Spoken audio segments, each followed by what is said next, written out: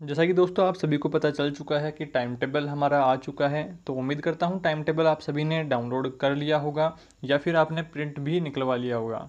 अगर किसी ने डाउनलोड नहीं कर पाया है या कोई नहीं अगर टाइम टेबल अभी तक देख पाया है, वैसे तो दोस्तों साइट अभी तक ठीक चल रही है, बट किसी की अगर नहीं निकल पा रहा है कुछ टेक्निकल वजह से, तो मॉर्निंग तक आप ट्राई करें, मॉर्निंग में हो जाएगा। आप उस पर बार बार ट्राई करते हैं तो उस वजह से भी थोड़ा साइट में एरर आ जाता है, तो आप थोड़ी देर बाद ट्राई करें या फिर मॉर्निंग में ट्राई करेंगे तो आप आराम से वहाँ पे हो जाएगा, कोई दिक्कत नहीं है वो। अब मेन बात दोस्तों यहाँ पे आ जाती है कि एग्ज़ाम में लिखेंगे क्या, क्योंकि किसी को कुछ भी नहीं आता। कुछ रेयर केसेस में 10-20% बच्चे ऐसे होंगे जिनको थोड़ा बहुत सिलेबस के बारे में पता होगा कि इस प्रकार से हमें एग्ज़ाम कंडक्ट करनी है और इतने इतने टॉपिक्स इसमें हैं ऐसे, मतलब नॉर्मली जिसने पढ़ा होगा कुछ 10-20% बच्चे होंगे ऐसे। ज़्यादातर मैं बात करूँ तो 80% से प्लस बच्चे ऐसे हैं जिनको अभी तक कुछ भी नहीं आता।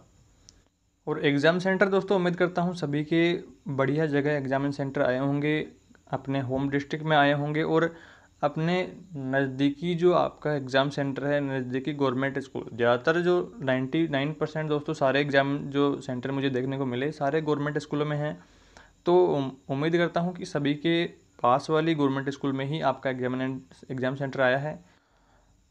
तो ये वीडियो दोस्तों उन्हीं के लिए स्पेशल मैंने बनाई है कि सबके लिए, कि आपको एग्ज़ाम किस प्रकार से कंडक्ट करनी है। पहली बात मैं आपको करता हूँ कि कुछ स्टूडेंट्स की प्रॉब्लम थी कि कॉपियाँ सर कॉपी वगैरह कैसे आएगी, एग्ज़ाम किस प्रकार से होगी। तो नॉर्मली दोस्तों आपने 10th-12th की एग्ज़ाम कंडक्ट करी है, वैसी ही सेम प्रोसेस वहाँ पे होगी। नॉर्मल जो फर्स्ट फेज है कॉपी का, वहाँ पे आपको OMR शीट की तरह वहाँ पे रोल नंबर वगैरह पे डार्क कलर का वो गोला करना है, काला मार्क वाला, है ना, तो वो कोई दिक्कत नहीं है।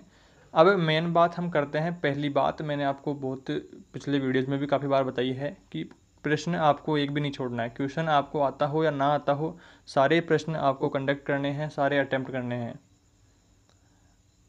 और मेन बात, अब सर प्रश्न तो हम कर लेंगे बट आता भी तो हो, प्रश्न के बारे में कुछ पता ही नहीं है हमें, सिलेबस के बारे में ही। तो आपको दोस्तों मेन क्या करना है, कम से कम 3 यूनिट आपको एक बुक से देखने हैं। कम से कम 3 यूनिट या फिर 4 यूनिट, यानी कि हाफ कोर्स आप अपना देखें, 50% लगभग। और 50% कोर्स सर ये भी बहुत ज़्यादा हो जाता है, 50% एक दिन में कैसे कवर होगा 50%। अब उस 50% कोर्स में आपको क्या देखना है कि सब निबंधात्मक प्रश्न आपको क्लियर करने हैं। पहली बात तो कि जितने ज़्यादा नंबर वाले जो पेपर्स हैं, ज़्यादा ज़्यादा नंबर वाले जो यूनिट है ना, उनको आपको देखना है। ज़्यादा नंबर वाले जो यूनिट हैं उनसे आपको 3 या 4 यूनिट कलेक्ट करने हैं और उनको उनमें आपको देखने हैं निबंधात्मक प्रश्न। क्योंकि दोस्तों निबंधात्मक प्रश्न में सारे यूनिट का निचोड़ वहाँ पे होता है, सारे यूनिट से जो क्वेश्चन पुट अप हुए हुए होते हैं।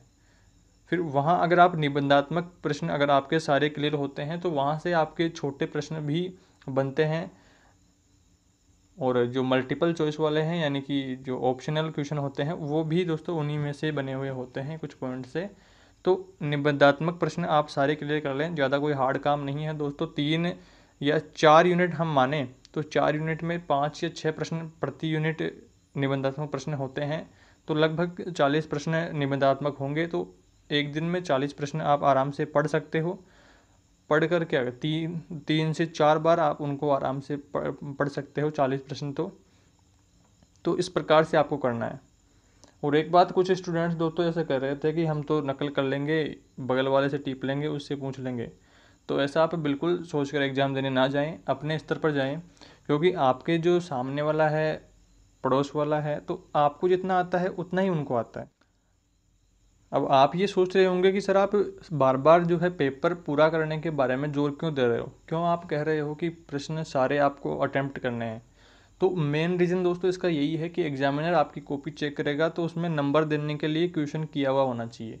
और किया हुआ क्वेश्चन जब होगा जब आप सारे क्वेश्चन अटेम्प्ट कर दोगे, और कुछ भी अगर एग्जामिनर को उसमें रिलेटेड उस प्रश्न से आप लिखोगे तो कुछ ना कुछ नंबर आपको दे देगा, तो उससे आप नॉर्मली पास आउट हो जाओगे। और नॉर्मली पास आउट होने का मतलब है दोस्तों 60+ आपकी आराम से वहाँ पे परसेंटेज शो होगी। तो आप टेंशन ना लें बिल्कुल से और आराम से अपनी तैयारी करें। 3 यूनिट आपको आराम से क्लियर करने हैं, सारे जो निबंधात्मक प्रश्न हैं उनको पढ़ना है आराम से। सही है। और भी अगर आपको कोई प्रॉब्लम होती है तो आप हमें कमेंट कर सकते हैं, या फिर दोस्तों पर्सनली भी अगर आप मेरे से कॉन्टैक्ट करना चाहते हैं तो ट्विटर और इंस्टाग्राम लिंक नीचे है डिस्क्रिप्शन में, तो आप वहाँ से मेरे से कॉन्टैक्ट कर सकते हैं।